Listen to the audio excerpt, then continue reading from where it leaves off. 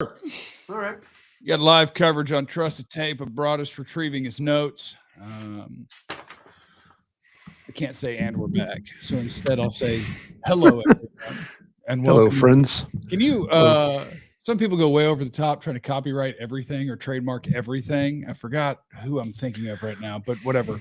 Could you trademark the words "and we're back"? Because I think that would be fun. Yeah, I think actually on Crown Global Media we've got like merchandise coming up. You're firing off patents right now or trademarks. Yeah, that's it. It's a long process, but sure. Yeah. Let's go. I'll tell you the one I'm excited about. I'm finally going to get this one. This is one of my all-time great sayings that I'm gonna, not a trash can full of dirt. That's a famous one I've had before, but give the guys do. No, it's the NFL is a strange lady. Yeah, that's a good one. That's good. Jesse was trying to say something like that yesterday on the show. I'm gonna get a T-shirt. I'm gonna get a T-shirt, and it's gonna have the NFL is a strange lady. So yeah, get ready for that. I like that because I thought of you immediately, because yesterday we were talking about how the Cowboys could win the game, and it's just, and part of it is obviously I said any given Sunday, and Jesse was like, Jesse Holley, former Cowboys receiver, was like, well, part of it is like the NFL is. And he's sitting there, and I'm like, you want to say a strange lady. I know what you want to say. And he's like, yeah, and he's like, the NFL, it's strange sometimes. Like, yeah. The NFL strange lady. I'm going to get that T-shirt printed up on, but yeah, we got merch, man. I was ordering merch this morning. Yeah, it's kind of exciting. So I'm going to get one that just says pool fund and see if people please help. Please help. Pool fund. Jeff's pool face. Fund. Please help. And when you order, you'll get the exact number that we still owe and your donation on the shirt. I think we're at 24-1, something like that. Yeah. But anyway, this is Trust the Tape, and I apologize to those of you who want us to go straight to football talk. So somebody leave 2 minutes. Yeah, 2 minutes 15 seconds. 2:22. They start talking football. Yeah. Football. Get ready for football. But shout out to all of our friends who are here before the show even starts. Dro knows is a good, strong listener. I don't trust a lot of things, but I damn sure trust the tape. We need Trust the Tape T-shirts. Appreciate that. Yeah. So yeah, just going to say hello and highlight our friends that were here before the show started. Brian, can I ask you a quick question? Can I ask you a quick question? Hit me with a quick question. Are people hitting you with the draft coverage stuff already? Oh, dude, I'm telling you, during the game. During the game, while they were getting whooped, it was the most proud I've ever been, because I've never had a mind for branding, right? Like I've always just kind of, I have no idea how I gained the number of subscribers or why people want to listen to me. And part of it's your fault because you blessed me and put me in a room to watch tape. And so people are like, oh, Broaddus and him watch tape. So I guess mostly it's your fault or thank you. I've never had a mind for intentionally like branding or coming up with phrases or whatever, but I loved the first time that I decided I wanted I think it was the Mavericks, not the Cowboys, to lose all their games. Cause I was like, Mark Cuban's told us the treadmill of mediocrity is not where you want to be at the end of Dirk's career. I'm like, and yet they just keep surrounding him with BS vets to chase the 8 seed. Mark Cuban is lying to you. He's told you this is the worst place to be. Don't let him lie to you. And so I looked up the word tank on Twitter. Yeah. And my favorite one was that little tank. The ice tank. Sliding around. Tank. Yeah, the ice tank. And it became a thing. And so during that game against the Bears, I just fired off a one-off stupid joke tweet where I was like, Cowboys should trade 3 first-rounders for Micah. Yeah, I remember that. Yeah. I got no less than 10 responses of the ice tank. And so I just retweeted them all. And I'm like, guys, I didn't say anything about tanking. I just want you to know that the Ice Tank brand is strong. It's very strong. Very strong. Tanking is losing on purpose to try to get better draft picks, which the Cowboys can't do unless you fake an injury to Dak Prescott, which obviously they're not going to do. No, but they could lose a bunch on their own. They could do this. They could. Without having to try at it. Dro knows I appreciate you, brother. He's in the super chat. Are we good at drafting and scouting? Or is this organization just lucky? Micah, Lamb, Diggs fell in our lap. Also, is this organization good at developing players? The Ravens developed Falale. Could I throw my theory out of why the Cowboys lately have not drafted well? Dude, I would love a theory on that because I'm trying to sell people on like their biggest problem with the Cowboys right now. You can talk about whatever you want. Trading Micah Parsons is stupid. Shouldn't have done it. But their biggest problem, and this is happening to the 49ers right now, and I know they're undefeated. It's happening to the Chiefs right now. When you watch a team that you think of as really good, as a 12-win team, and you're like, what in the world is going on? The answer is usually look at their last 3 years of drafting. Because when you run out of the young talent, that's when your superstars can't just drag everything to victory. And when you see the teams that are on the come, look at their last 3 years. Yeah. They've found a bunch of good young players. But yeah, hit me with your theory. Blame this on Jason Garrett.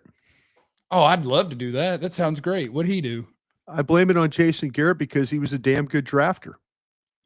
And Mike McCarthy, not so much. Well, Mike McCarthy didn't even have experience doing it. He's like, the other team never asked me about it. Now listen, hear me out on this one. Okay, my fault. No. 10 years 10 years of Jason Garrett, maybe mediocre 8-8 head coach, but a lot of good years of drafting players. You have a very coach-driven player personnel department. For 10 years, Jason Garrett did a good job of drafting for you. Now, there's some misses along the way. Sure. But you got to kind of look at as much opinion as the head coach has in drafting here. If you have a coach that's very, very strong at it, and I think Jason Garrett, I would have loved to work with Jason Garrett. Jason Garrett hates me. I was just saying, I don't think you would love to work with Jason Garrett. No. I would love to work with him from the aspect, I think he's a damn good evaluator. I think if you're in a coach-driven, look at the Cincinnati Bengals. Yeah. Very top-heavy, but depth is a problem. Coach-driven personnel department. On the bottom here. Yeah. Okay. I like I do like so that. This is where, to me, the last 5 years of Mike McCarthy, because Mike McCarthy and staff had opinion. Now, let's see, Dan Quinn is in this thing too.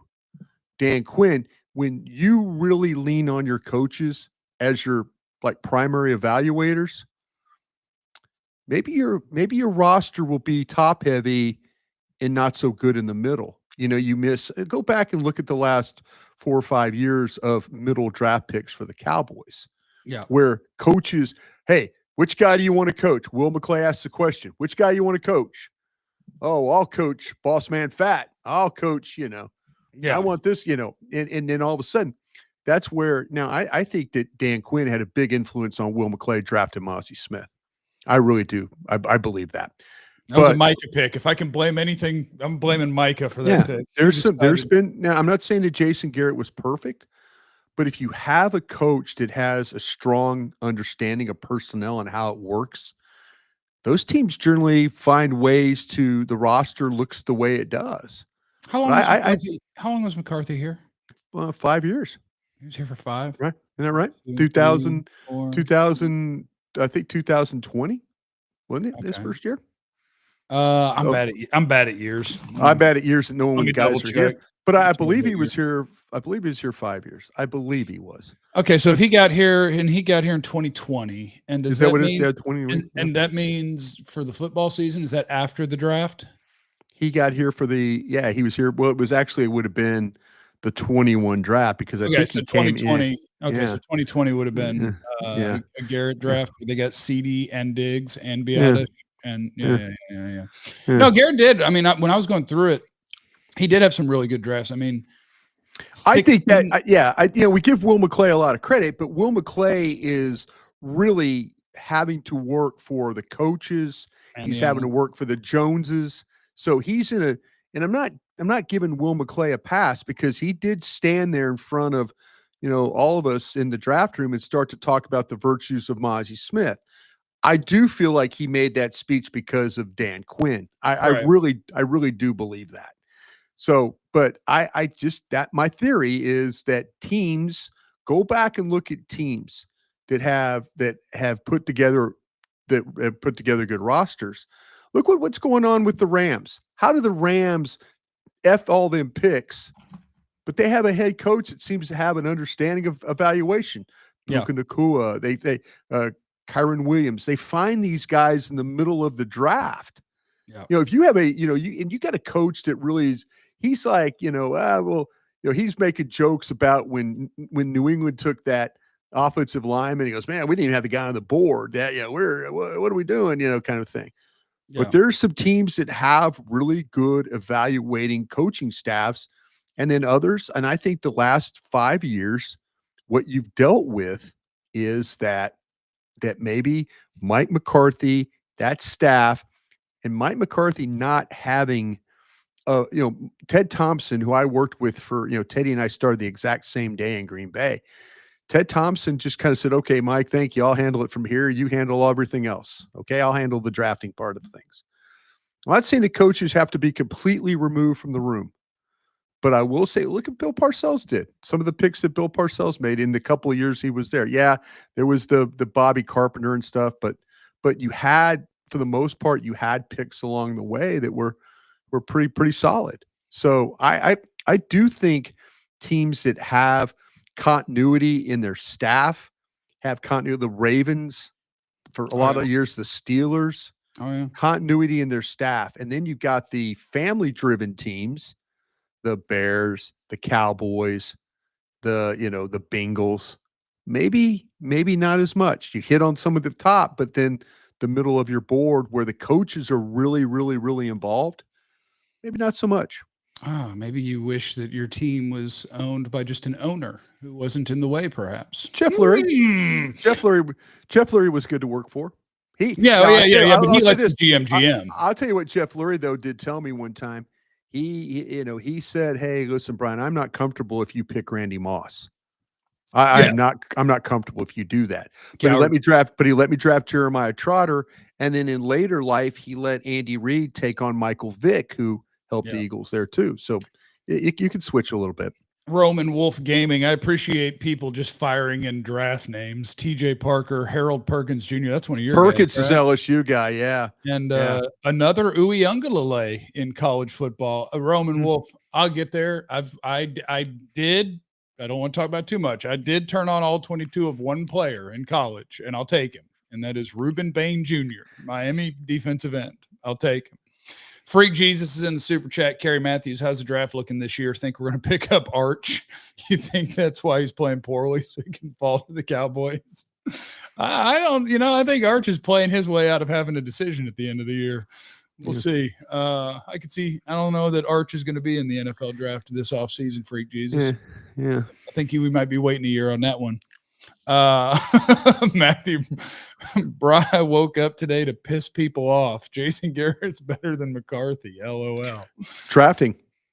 Yeah, and the Cowboys are a weird one because I'm a believer, but it's hard because do you feel like some of the depth problems are really from the last 5 years? Just go back and look at it. Just go back and look. Oh, bad drafting is the biggest reason this team. And you could look in the middle of the draft and trust me, guys. I'm not trying to piss you off today. I'm just we're having conversations here. We're just talking about things, and you wonder why some of the depth issues. Go and look at the middle of the rounds. In my own experience of working with the Cowboys, coaches are brought in. Coaches, hey, who would you want to coach? Who do you want to coach here? Yeah. Do you want to, who do you want to, and the coaches will generally win these discussions over the scouts. And I say that in no disrespect. I just am telling you that when coaches sometimes get involved, scouts make mistakes too. Please don't get me twisted on this. But man, it is really interesting how you look at the middle of the roster or the middle of the draft and the depth, and a lot of these players that you selected are no longer here. Yeah. I mean, the reason that McCarthy's teams, the big reason I think that McCarthy's teams got to win 12 games a bunch of times is, to your point, when you look at when Jason Garrett was here, those drafts, Dak Prescott was a middle round pick. And in that same year, you had Zeke, you had Malik Collins in the third round, which is fine. Like, he was a solid player for you. Anthony Brown as a 6th round pick is awesome.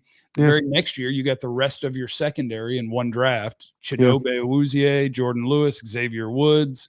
Like, and then Dorrance, Gallup, Connor Williams, LVE, Dalton Schultz, all in the same draft. Like, you go to the last 3 years and you look at that and you're like, where are my 4 starters from this draft? And the answer is you're praying to God to find one. Yeah. And yeah, that makes it a tough way to win in this league. Yep. Well, Brian, I did want to ask you about, because I'm sorry, I didn't mean to. Oh, you're I didn't mean good. to take it there. You're good. Look, if people don't know by now, I'll tell you a secret on Trust the Tape. I wake up and I sit down in here about 30 minutes before we're going to go. Yeah. And when you log in and you create the stream, it has to have a title. And usually I just guess at what we're going to talk about, put that in the title. And then if you know my squirrel brain, the odds of me remembering to go back and adjust and like, here's what we talked about, are pretty low.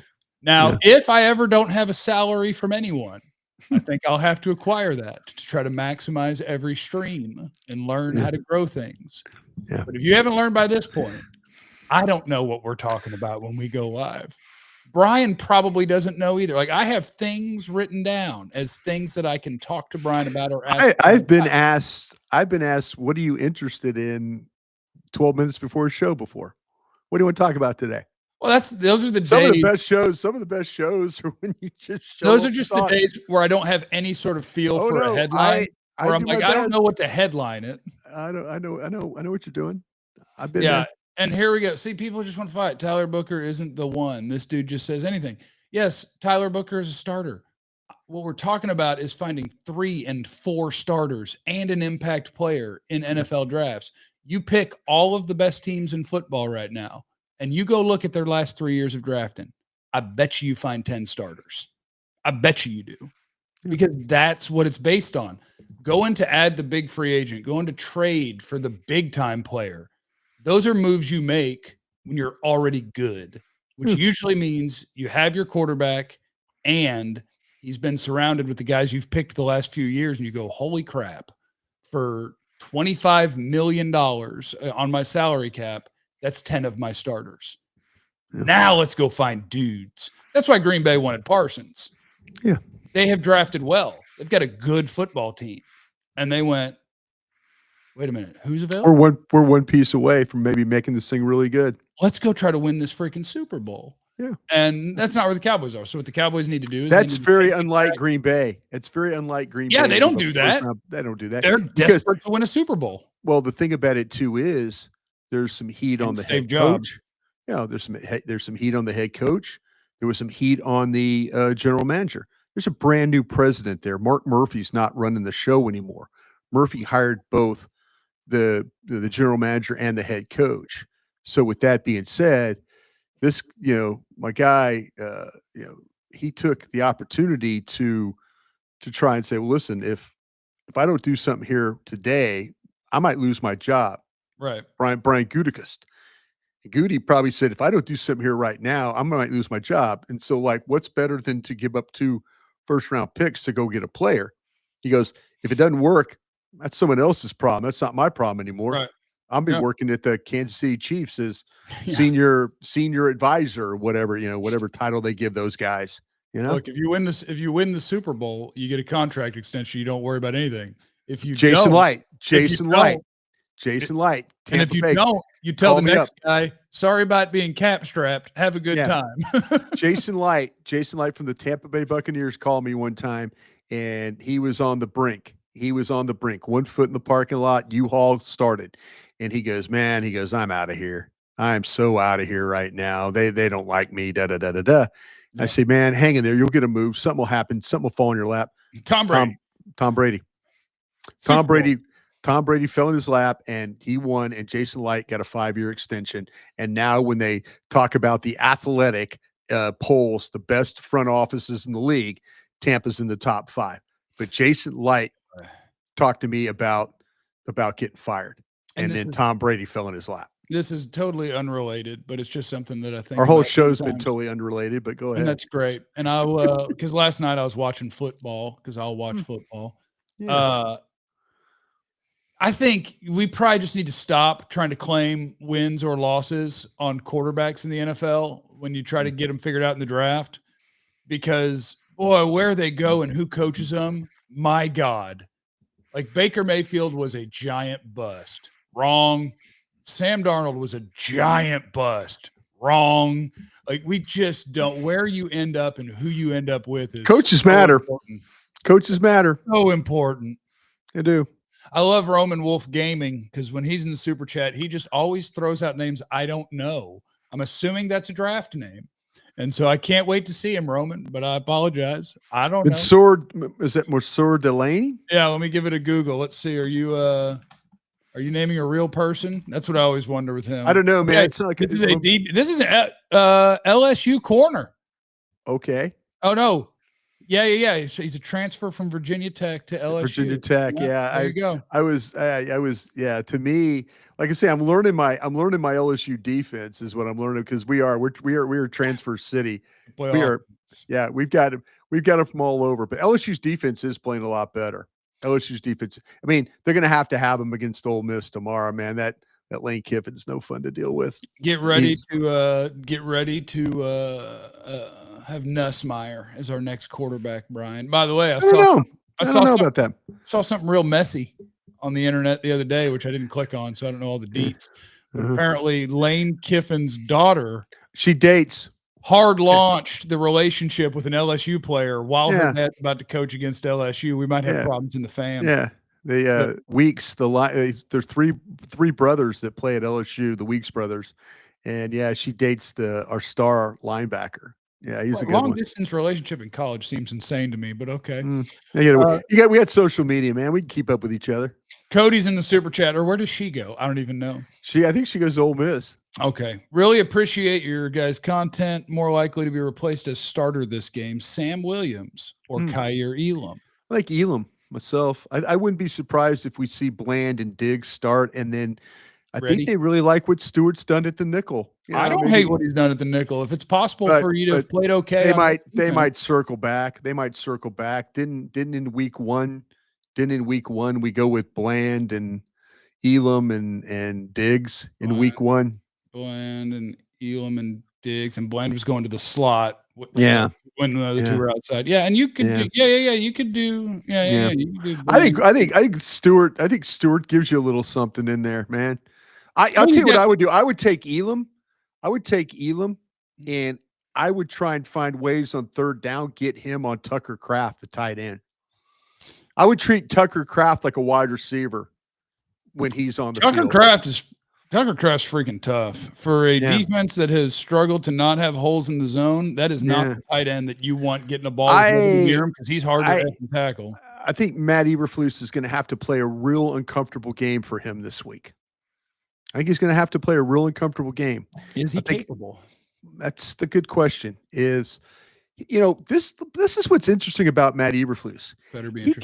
He came from the wild ass Rob Ryan scheme.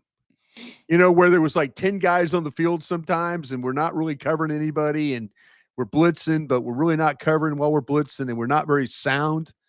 He went from being a wild ass kind of coordinator guy, that scheme, to being, we're not going to give up big plays. We're going to play zone. We're going to, I'll tell you what, Green Bay plays a ton of zone too.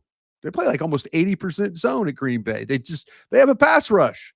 50%, for them, that works. 50% of the time, like, okay, bonus points for anybody that could tell me the corners for the Green Bay Packers. Keyshawn Nixon. Oh, good for you. The other outside one is crap. Yeah. I knew this. Try Nate Hobbs. Yeah, Nate Hobbs, and then they got Bullard playing the slot. And there were Valentine. Yeah. This is not household names.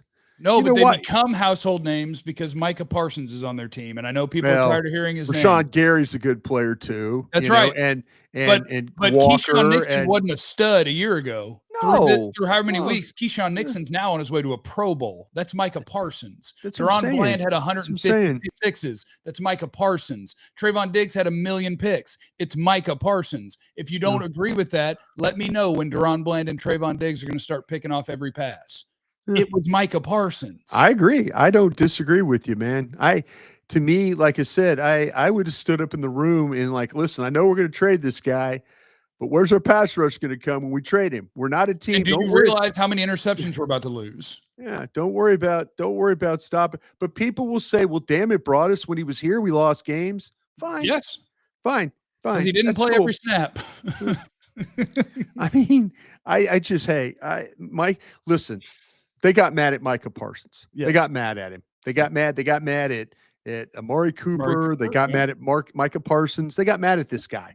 And they moved him, and he said, "Hey, I don't want to be here anymore." And they moved him.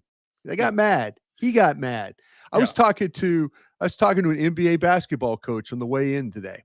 I have a friend, Sean Sweeney. They got mad at Luka Doncic. Well, I asked Sean, I go, how do you coach the player that everybody's mad at? How do you coach the bad guy? Because, we were just talking about, if you had players that don't care and, don't want to do everything the right way. He says, you live with them. He goes, you live with them. What you do is every day, he goes, there are players that on teams that the whole team hates. Everybody hates the player. But me, he goes, I go and try and live with that guy. Yeah. I try and make that guy. He says Kyrie Irving was a guy like that. Yeah. Sean Sweeney is his name. He's coaching now with the Spurs. Yeah. Sean and I are real close. And he was telling me, he goes, I go, how do you coach the player? He goes, I never wanted to bring in the guy. I never wanted to bring in that guy. And Sean goes, no, man, you make that guy feel like that. Listen, for all your faults, I'll coach you. Yeah. Go live with him. Go every day, spend time with him, because everybody else hates him and is avoiding him, but you make the effort to go be with that guy. Yeah. That's how it works. And I think that's great. But yeah, there's Micah Parsons. You got to make the effort to want to be with him every day. You want to show him that you care about him. And what happened is get a new staff, and these guys really don't know him all that well. So nobody's going and living with him. Nobody's trying to get to know him. So when it comes time to move on from him, nobody has an opinion on it. Nobody has the opinion of, Shotty was here, but he's probably thinking, well, Jerry, if you want to do this, I think I would have stood up. I think I would have stood up and said something as of, hey, listen, when we think we have a pretty good offense, how are we going to stop people from throwing the ball on us? How are we going to do that? If you could, don't worry, Brian. We can manufacture pressure. That's right. I had a defensive coordinator in the league tell me, if you're going to manufacture pressure, you better blitz. Blitz. That's how you manufacture pressure. That's how you manufacture pressure. I said, I had a coach that watches the Cowboys, and he's like, man, they got some issues with some of the communication. He goes, you can tell there's some problems of who's doing what. And, even they've come out and said they've got one-word checks now. They were wearing wristbands. I think Jesse Holley pointed that out real quick. He lost his mind on the wristbands. So, but this is where you're at. This is where you're kind of at now. And to me, it's tough. That's the tough way of operating. But this coach told me, he's like, if you are going to talk about manufacturing pressure, you better blitz. That's the way to do it. Carries in the super chat. Who should we draft from Texas? They got 3 to 4 players. Guys, I don't know yet. I know they got the one guy who's not eligible yet that's supposed to be awesome. I know they got the pass rusher who's supposed to be really good. They got a linebacker. That's got a linebacker named Hill, something like that. Yeah, Hill's supposed to be a stud. stud. Derek Eagleton keeps telling me about the Texas players. So Simmons is supposed to be really good. I don't know yet, guys. I'm about to tell you what to do. I might start in the middle of October, though. I used to start. I start December 1st. Then it was November 1. Yeah. If this thing gets through Carolina and ain't looking good, I know me and Vaj Lombardi are going to pivot this thing really fast. You watch. People like to draft. I mean, I would say we have more draft, people watch. You know what? The draft's just not for the Dallas Cowboys fans. The draft's for everybody. Yeah. Everybody loves the draft. Yeah. And I would say we have more people daily in our chat on the DLS Cowboys podcast. I would say we have more talking about tanking and drafting. What I think, Cowboys' Jeff? 4th game, then we have people like, stop that. And I won't do it yet because Clarence won't let me. I might turn this one day. I might turn Crown Global. I know one thing. I'm going to have completely the Cowboy coverage. I want to do fantasy football. I might just have one show that does the draft every damn day. all year. I might have a show that does that. Well, what you make it is you make it early. Like in the Hellman. It's a college show. It's a college show. Yeah, but it's like Hellman and Brugler are doing a good thing. Hellman and Brugler got it kind of figured out. Building the board. Yep. Yeah. Mm-hmm. I love seeing them back together. DeMonte's in the super chat. Who do you think steps up at wide receiver while CeeDee is out? The answer has to be George Pickens, or you're dead in the water. I think Turpin in this game, though. Keep an eye on Turpin, though. Sure. We'll see what happens, with Bullard, the nickel and stuff like that. But to me, if the guy with Pickens, they don't move Pickens.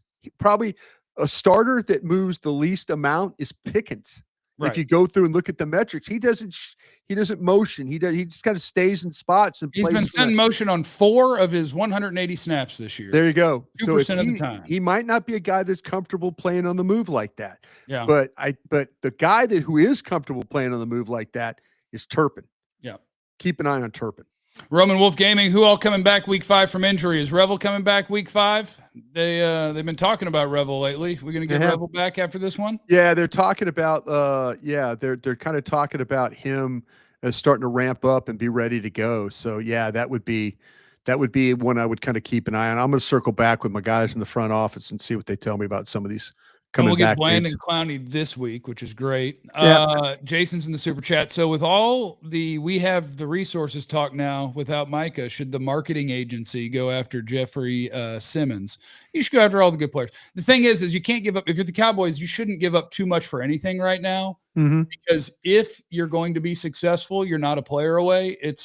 This team will have to figure it out. Yeah. I don't want to invest too much into this season. Like, sure, go on a 3-game win streak, and maybe I'll be like, oh, go get somebody. Trey Hendrickson. All of a sudden, if you say you put together 3, 4, 5 wins, and now you proved to yourself that you can actually compete in this stuff. There's some teams that we thought they were going to be really. Denver looks like a team that's kind of struggling right now to find itself. Maybe that was an automatic L you were thinking about. Yeah. So but you got to win games before you should think about moving resources. Big business. Last super chat. Clayton Adams raved about how talented Bass was at moving in space. Are they going to just run a ton of stretch stuff? And maybe they do change some things, but I think that the key to their running game is the fact that they vary it so much and it's hard to plan for. Here's the key to the running game this week, guys. Steele and Booker were really good together as point of attack blockers. Oh, yeah. If that doesn't happen again as they're trying to get Booker back, with no Booker, get ready for a problem. Get ready for a problem. Whoop! All right, what's going on here? I don't know. It's telling us. It's like, what are you doing? You don't go past 30 minutes. It's against the rules. Hey, Brian. Love you, Brian. Have a great day. We're gonna get out of here while we're having a weird rave on Brian's half of the screen, on my screen anyway. Thanks for stopping by, everybody. Hit the like button on your way out, please. It's good for the algorithm. And remember, you have no idea what anybody's going through.